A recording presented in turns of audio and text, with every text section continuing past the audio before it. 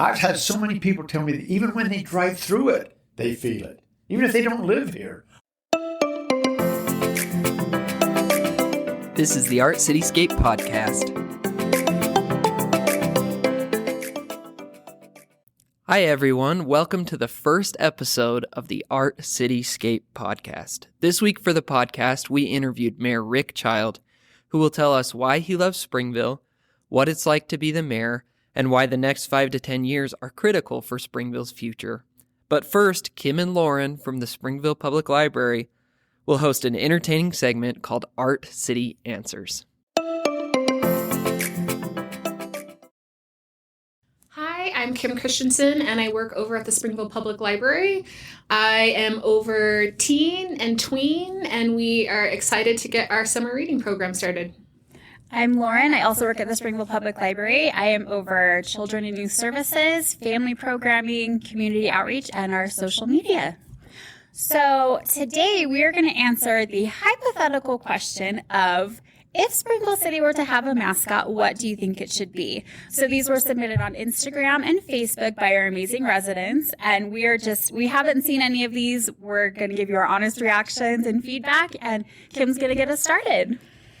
I'm kind of nervous, but I'm going to shuffle them just for funsies because I feel like you have cards and you have to shuffle them. So I will read the first one. Sounds good. Okay, this was submitted by Brooklyn and Alina, and they think that Bob Ross should be... Bob Ross. So what does that mean? Is he a Springville resident? I mean, is he... He's an artist. Oh, we are a city. Yeah. I'm more interested in the hairstyle and how that could affect, like, population and culture here. Very true. Okay. I like that submission. It jives with the whole art city. Yeah, not really connected to Springville, but connected to the arts. So we like that one. Okay, so but usually they have, like, characters and costumes, so how That's would true. we... Like, more generic is the direction we're thinking. Dan over at the library was him for Halloween. He was. So we can make it Dan Mickelson, our Springville City mascot, as Bob Ross. On the parade float. Might be some copyright issues with his estate. We don't think about that. Okay. Okay, the second one, very similar, and I am so scared to say this wrong. Chana? Also suggested Bob Ross, but Happy Tree. Oh. We have tons of trees. Gary is great. Gary Tahir has done an amazing job with all of our trees, our city arborist. Trees are great. They represent rebirth every spring. You're so fancy. And we're Springville. So I like the happy tree idea. And we have tons of old trees. We have a ton of, what do we call them? Heritage trees. Okay. That's fantastic. Okay, it's you. We love Great Bob Ross. ideas. Bob Ross Happy Trees is a good combination of what Springville has, the direction we want to go, artsy. You're so articulate. I was just going to say like 3.5 stars. Oh, 3.5. Okay. 3.5 stars for that idea. Wow. Okay, let's hear it. Tough judge. Oh, no. Okay. Okay. Gordon suggests a moose. Troy suggests a black bear. Is that Troy Fitzgerald, our boss? I hope so. That And sounds like Carrie suggests a marmot. Do we have any of those things in Springville? Don't we have like a giant moose statue? Oh, I love that. What would the moose's name be if the moose was our mascot? Fitzgerald. Fitzgerald. But I don't know if that's just because you said Troy. Troy said the black bear. I love bears, ferocious and protective as we are of our city. You got this. I don't even know what a marmot is. I want to say We're librarians. I feel like we should know what a marmot is. like a cross between a beaver and a rat. Hey, we love the animal direction. That's great. My vote's going to moose because we already have one and we can put like Christmas lights on that statue. I really love Fitzgerald the moose. Gordon, that's a great idea. We already have the statue in the city. It's in the center of town, so really great logistically for our mascot direction. We're saying 4 stars to moose. Kim is saying 4 stars to moose, Gordon. Kim, not official city policy. Okay. Next one. We should say none of these are arch. We will not be picking a mascot today. We are just loving your guys' submissions. Yeah, do not be scared. Okay. This is by Sean. Okay. This is a mouthful. The turtle statue on Main Street that's dedicated to the city. Oh. I don't know that there are so many beautiful statues on Main Street. Yeah. Statue art city. Sean, city employee. I don't know, but I want to know how big the turtle is. I like the turtle. Is it by the splash pad? I feel like that would be the best place for it. Because turtles are aquatic. Well, and little kids could it's like water and they're like riding the turtle. We like that. We haven't seen the turtles. What do turtles represent? Do we know? New life. Don't they have lots of little hatchlings? Longevity. They live for a really long time. And Springville's been here a long time. And we will be here forever. Forever. Perfect. Okay, good submission, Sean. What's your star rating? 3.5. 3.5. Tied Okay. with our first one. The moose. No, Moose got 4. Oh, I thought you meant Ross. tied with our first place one. Oh, Turtle Bob Okay. Ross. Okay, this suggestion is from Gina, a child building with blocks. Okay, I love that because I think we're library and Yeah. they're always building blocks. Yeah. I like that. It represents future. Children are are- future. oh my gosh. Don't start singing, please. Okay, well, We're we don't all want to copyright Whitney, but we have a great legacy with construction. Contractor Oh my legacy gosh, part. yes. It's all about building. okay. So this one I got chills on, so I don't know. Child building with blocks? Yes, don't you feel like that's like a tree, but So tie that back to Art City for me. construction, and Architecture life is- building, yeah. and art. Architecture is certainly an art. And if I'm just going purely on feelings, like goosebumps. So 4.5 stars for that one. 4.5 stars. How many goosebumps? 750 basically. Good Okay. job, Gina. We like that one. Oh, cute. Okay. Julie thinks the Lorax. Okay, you are pandering to the library. I know. Of course, we love that children's librarian is like, I can totally see that vision for us. And trees. We're, again, tons of trees. I think we are a tree city. Like, I think- officially, like, stamped. Yeah, I think we have. It has a literary buy-in, which, like, library, cornerstone of your community. Yeah. Julie, we love the Lorax. I Yeah. feel like there might be copyright issues, though. Possibly. I like the direction that it's going because we are certainly trying to be all about conservation and being more green in our city. And Yes. like we could do a lot more. I think that would be a good I start. also with our think mascot. Gary would like that one, so. Maybe Gary should be our mascot. Yes! Gary. Okay. We'll illustrate him. The beard will be great. I think we should be Kind of going like a with Paul Bunyan. him. Yes. Who doesn't want to be Gary to hear? Okay, knows a lot about trees. And Okay, end of city. the Okay, podcast. boop, 5 Okay. stars. Okay. I love this one. Okay, a paintbrush. So multiple people gave this answer. Kristen, thank you for your submission, added that the paintbrush should be named Artie.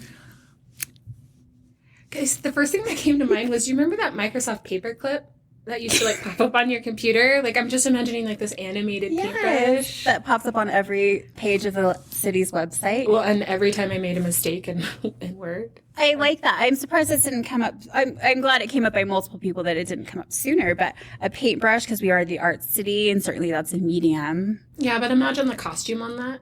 Yeah, I can imagine it. It would And have my to be, hair like, in the morning is very arty, the It's paintbrush. like almost there. Yeah. See, I was thinking it was more like Beauty and the Beast, where it's like the brush is at the bottom. And so it's like a tall stick. Oh, You're like interesting. So on the parade. is Artie a boy or a girl, Kristen? Gender neutral. Gender neutral. I love it. There are so many aspects to Art City. I was thinking about what our mascot could be. A book. The library is absolutely a big part of. Yeah, we are not biased in any way. No, but Yeah. you think about all of the things that encompass the arts, and we have literature, we have music, we have sculptures and art in the History, art yeah. museum. I think a paintbrush is a great representation, but Yes, Yeah. if not hard to have a moving, walking paintbrush. costume. I volunteer I was you. thinking of like one of those like smaller paintbrushes, but couldn't it be a wider one? Oh, like a paint, like I'm Yeah. painting the wall. Yeah. A wide bristle. Yeah. We know the technical terms. Okay, great suggestion, We love everybody. it. We love Artie. I don't want to give a star rating to that because I feel like that'd be controversial. So we'll move on. Okay. Ooh. Okay. Mike. Sandhill Crane. Kim doesn't love birds, so I love this suggestion. Yeah, for I'm her. scared of birds, so this is great. And the other suggestion by Axel is the great blue heron. And I wonder if there's Springville ties to that, or if there's just like a bird aficionado I like on the these two. internet. Birds of a feather fly together. come up with the same mascots together. Like Springville, we're united in our bird group. You're just winging it. I know. Okay. Someone should have told her no puns, but that's okay. We have tons of birds and wildlife here. I love the bird suggestion. I mean, yes, I Yes. love them as long as it's not geese, so I'm fine with that, which we discussed was a gaggle. a gaggle of geese. And when I think sandhill crane, for some reason, I think Bartholomew Park and like birds with their heads in the sand. So there's a bald eagle that lives up there, so some kind of bird would be great. And you also associate them with spring because of new life and rebirth and eggs. Yeah, Springville. Love it. Okay, sold. Okay, so where does that one fall in your rankings? Last. Because birds. Because biased judge. Sorry to Mike and Axel. I love the idea of the birds. I think they're wonderful. Okay, the last one. Holy cow. 11 people responded with this, and they're offended that we even asked this question of what would a potential mascot for Springville be. You ready? Red Devils. Okay. Lots to unpack here. Okay, we love it, and we all kind of wish that was our high school mascot, like Cougars. We've had 100%. Yeah. However, it's a high school mascot. So although we've got all the gear to represent our teams at the library, we love the Red Devil. They're ferocious, and they're the team to beat. We want to be that city. Yeah. I feel like we also need to like let the teens have their mascot. Right. Like let it be their party and their whole Red Devils, and we can like support from the side and blink our lights. But yeah, totally a part of Springville's identity. We love this, but there's the Merit Academy Knights. How many schools do we have? We have a million schools. A million schools with a million great mascots. Love the Red Devil idea. It has a lot of potential. It wins the popular vote. If 11 people submitted that, maybe confused by the question, but totally also represented already. Yeah. But we love the Red Devils, and I love the mascot, and I think that would like look good on a float. It would. It does look good on a float. They already float. Yeah, use that Springville red that we have in our city logo. Yes. I think that would be great. So great responses, you guys. So we'll say a 5 on Red Devils, but because we're scared of the the popular 11. vote. Yes. So really great submissions. What do you think as far as mascots go? Okay, so I'm super into pop culture, so of course I want Bob Ross because I feel like love his aesthetic, love his hair, love that he's art, love that he has happy trees. Very optimistic way to go, yeah. But if I'm really thinking about it, I like moose. I love it. I love it. We've got a giant moose already. We can decorate. Kind of brings seasonally together the art aspect of our city as well as the nature part of our city. Because we have a lot of beautiful natural things happening and they're like here. big and strong, and Springville's like, and that's what we want to be. Disclaimer again, we're not picking a mascot for our Springville city today. We just thought it was a great discussion, and we're really excited to be here on the Art Cityscape podcast. Thank you for joining us here today, and we'll hope you listen next time. we loved it.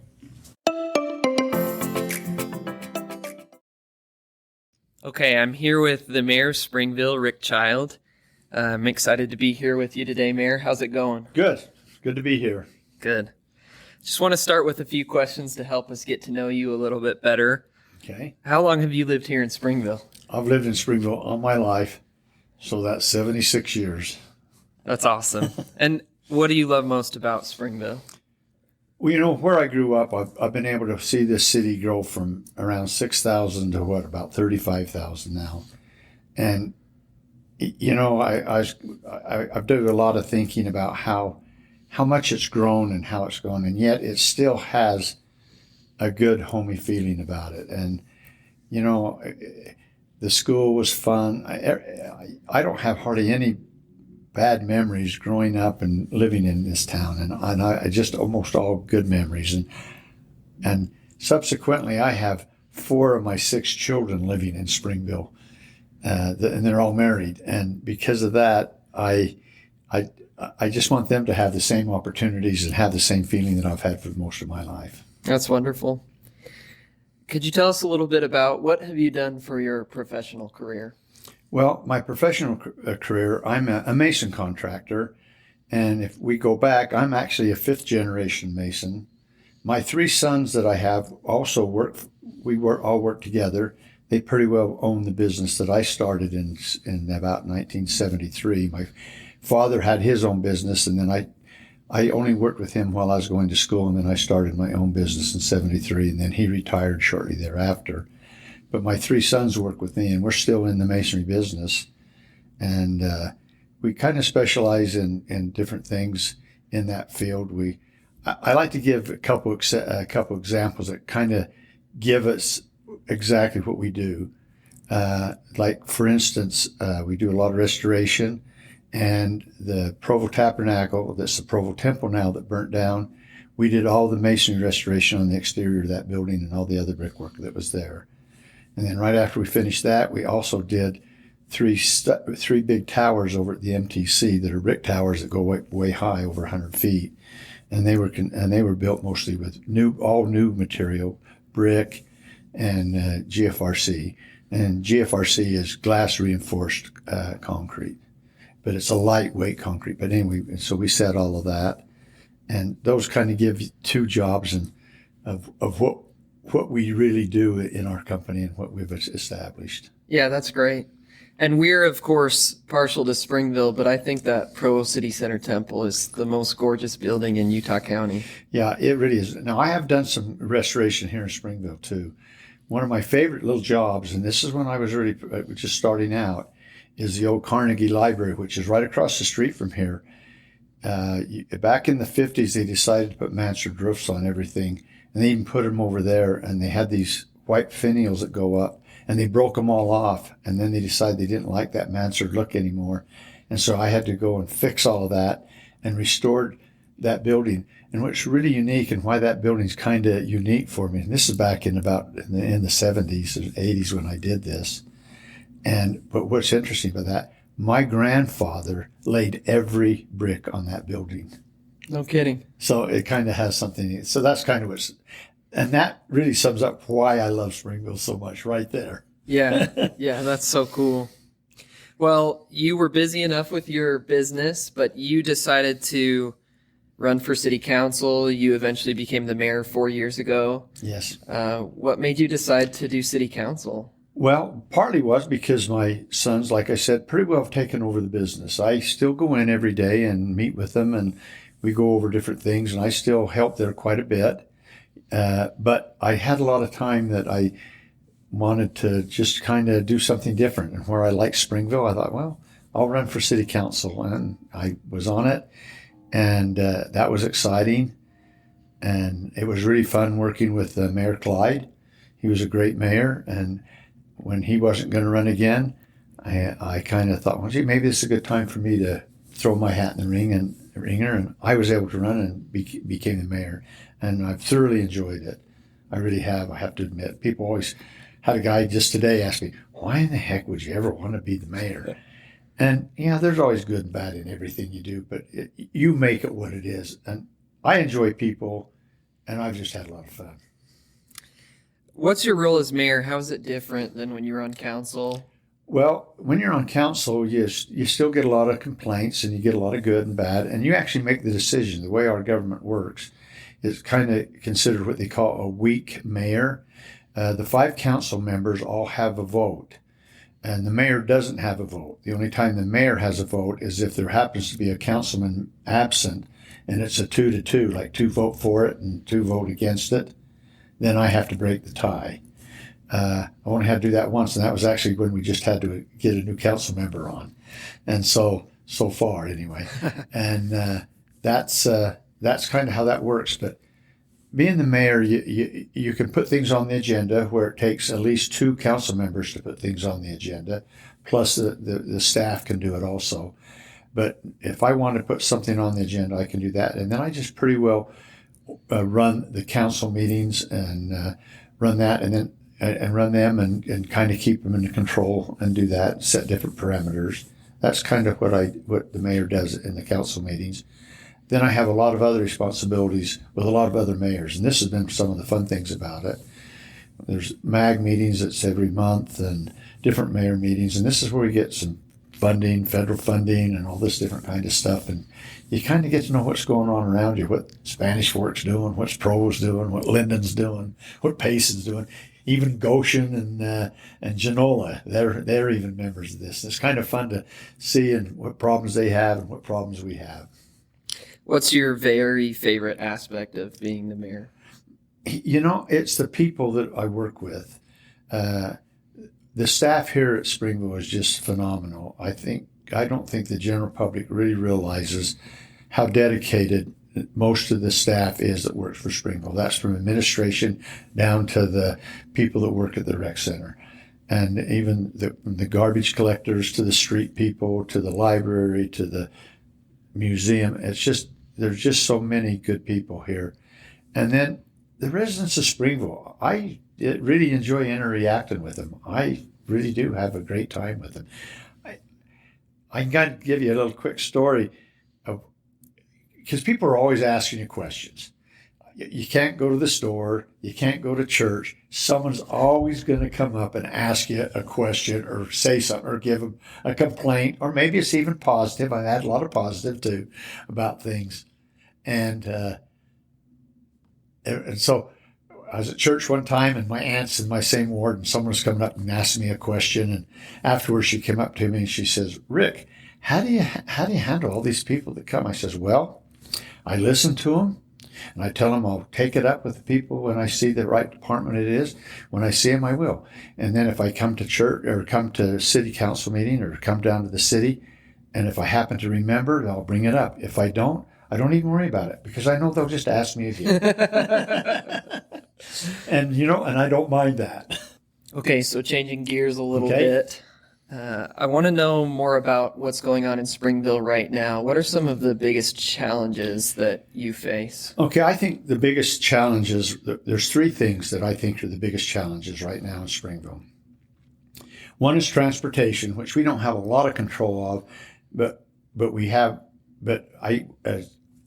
some control, and that's one of the things I'm kind of happy with. I've been really fighting and getting with the state legislative people and everything else to get another access off the freeway down at 1600 South. That was projected to be done sometime in either 2030 or further down the line. That has been moved up to where construction will start on that in 2022, the spring of 2020. We need that to help alleviate the problem we have with transportation. The other is our growth. I want growth, but we need to have a balance of growth. And I think that's the key. And having a good balance in growth, because we need some of everything. We don't need a lot of one thing, but we need some of everything to make our town really work good. And that's a challenge, and that's going to be a real hard thing to do. The next thing, and this is what I really want to do, is Springville has a lot of really nice amenities, nice buildings, and nice things. We don't need too many. There's maybe a few down the road that we need, but we need to make sure we maintain what we got, keep the buildings upgraded, keep our parks upgraded. Let's not let them get in disrepair. That's the key. And that's where it gets a little difficult, because we got to make sure we have the money available to keep them running. I often say it's easy to build a building. You can get grants, you can get a bond. We've done that to do the library, the rec center, even this building. You can build them. But then you got to have the way and the means to maintain them and to keep them up. And that's the challenge. And so far, we're doing a phenomenal job. And I give a lot of thanks and a lot of congratulations to our staff and our administration and the job that they're doing to keep a balance in our budget and to keep these buildings and to keep our parks and to keep everything going. And that reflects right back to all the different departments too, and their willingness to get in and work, be reasonable with their budgets, know that they have so much money to spend, and they are wise with it, and they do good work with it. And that's the best thing about it. You talked about the growth of the city. It seems like we'll approach build out in the city sooner rather than later, and it almost feels like there's a sense that there's one opportunity to get it right? To kind of build the way that we want to. Yeah, that's got really more important.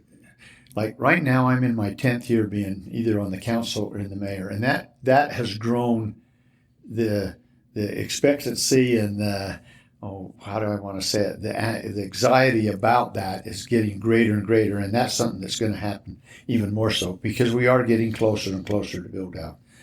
I mean, just think, when I was a young boy, I remember when I could get on my sleigh and ride it down 4 South and go clear to Brookside and never see a car. And now it's just so grown out. The West Fields, there was no roads hardly. The roads that were there were all dirt. There were just, I mean, even before the freeway. And then the freeway came in, they actually did put some roads down there, but it's still, was just really rural. There just wasn't anything down there. And now you just see how it's being built, and as fast as it's being built. That's the scary part. And that's why we got to try.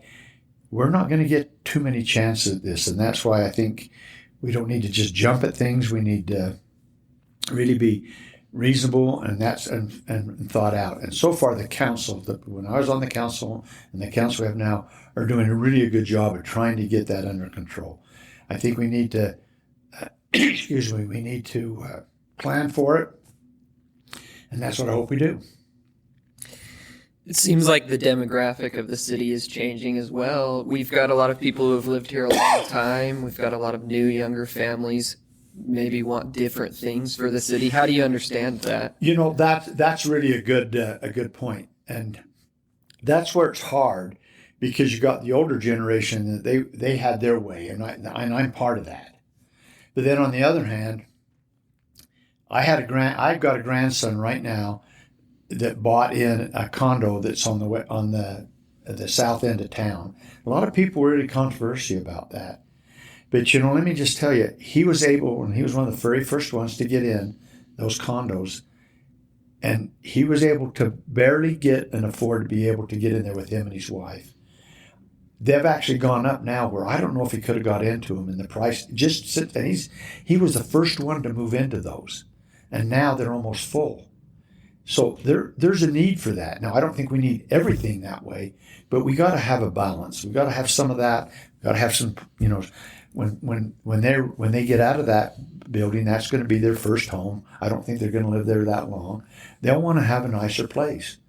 But so we got to have a balance, and that's where we got to have that. And that's what's being hard, because everybody wants to make money. That's what it is. And developers want to put the most in they can, and we have to rein them in and let them know that we want a balance. We want a little of everything, not a lot of one thing.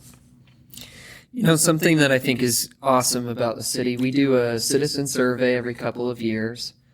And since we started doing that, we had really high ratings for all of our amenities. Residents like what's going on, and they get higher every time. What do you credit that to? I credit that to part of what I said. I think we maintain them. This building, for instance, people can't believe how old it is. It's over 10 years old. I think it's about 12 or 13 years old. And yet it looks just like it was done when you come in. It looks like it's really new. And yet the architecture is not a real modern architecture. It's more of even a traditional. And yet you just feel good in it. The library, that's the same way. We've built things really right, and we've kept them maintained. That's been one of my main things. We have our art gallery. It's an old building, but they keep it going. And now we got the new rec center. I don't want that to become a run-down rec center. I want it to be a high functioning rec center. And that's what we have to do. And I think that's why people still rate us good, because I've always prided the things we've got. We might not have everything. There's things we need, there's no question.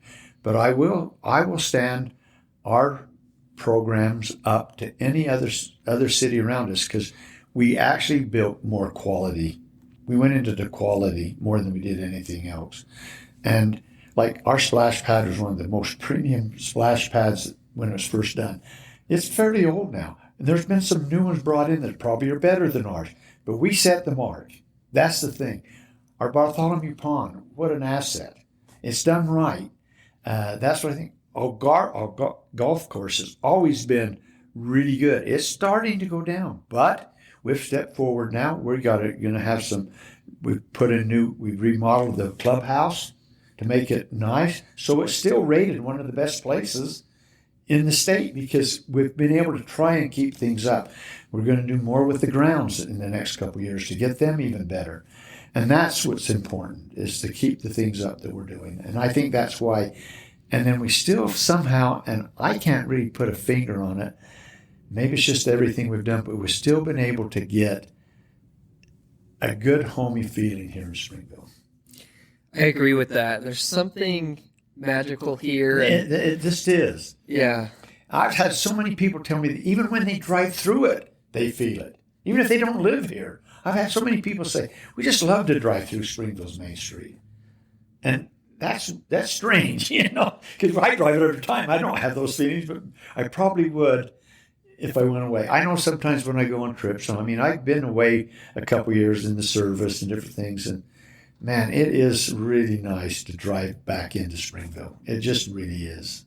I'm from a city in this county that I won't name right now, but I loved it. We moved away. We came back to the county and came back to Springville, and I thought, we'll be happy anywhere here. But coming to Springville has really opened my eyes to what a wonderful place it is. Well, that's good. It is. It's really funny because I think that's what's happened. I think a lot of people do stay here once they get here. Yeah. So I want to ask about this, a last thing, and that's that we've had a weird year and a half now of canceling things and modifying things, and we're getting ready to go forward with Art City Days. How exciting is that? You know, I'm really, really excited because, like I said, I have a lot of family here, and they're just excited as anything, too, to be able to hold Art City Days. We are one of the first in the county to have a celebration every year, and yet we just have a really good one. It just amazes me before this happened how many people would come out for a parade. I didn't think we had this many people in town. and that's where I think there's a lot of things that happen that bring the people of Springville together. It really does. And early on, the rodeo people were they had to make some decisions real quick where they wanted to do the rodeo or not. And I says, well, I'm going to do my very best to try and keep everything going. So I want you to plan that if it was just normal, that we're going to have the rodeo. The person that was over it was a little apprehensive, I'll be honest with you. But I just seen her last night, and she is thrilled to death that we're having the rodeo. I know. With everything else. Yeah, I know so many people are so excited. I had people come up just today because I'm wearing a shirt that has Art City Days. Oh, I'm so glad we're having Art City Days. Haven't had one person say we shouldn't. That's the beauty of it. People are ready. Yep, they are ready. Well, thanks so much, Mayor. I really appreciate your service to the city and your time today. Thank you. Thank you. We'll wrap this episode up with an Art City update. Some information for Art City Days. We're so excited. There are a couple of events that require pre-registration. One is the 5K virtual run for fun. You can learn more about that and the Art City Days Rodeo, which also requires pre-registration, on our website, springville.org. And one more event I'd like to highlight is a new one for this year called Celebrarte. That event is a Latin American festival presented by Springville United, and it will be on the 5th of June at Arts Park from 3 o'clock to 8 o'clock p.m. Habrá comida, juegos, bailes, música en vivo y más. There will be food, games, dances, live music, and more. With that, I want to give a huge thanks today to Kim, Lauren, and Mayor Child for being on the podcast. And thanks to all of those who engaged with us on social media. You can always send questions or your ideas to our social media pages or podcast at springville.org. I don't even know what a marmot is. I want to say it We're pops librarians. I feel like we should know what a marmot is. like a cross between a beaver and a rat.